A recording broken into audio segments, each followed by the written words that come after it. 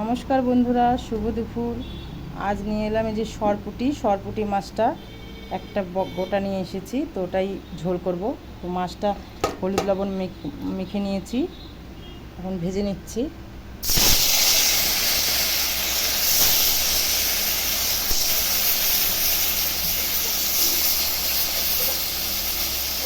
এখন ঝোলটা করে নেবো। শুকনো লঙ্কা ফোড়ন দিচ্ছি, জিরা ফোড়ন দিচ্ছি,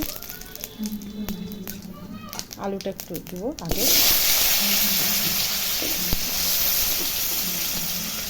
লবণ দিলাম,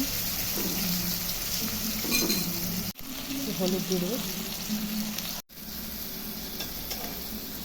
আলুটা ভাজা হোক, ততক্ষণ একটু লঙ্কা বেটে নিচ্ছি।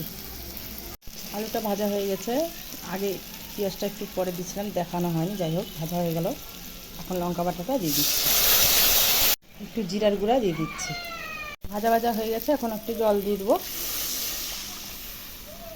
ঝোলটা ফুটার অপেক্ষায়, তারপরে মাছটা দেবো। হয়ে গেল আমার মাছের ঝোল, এখন নামিয়ে নিচ্ছি।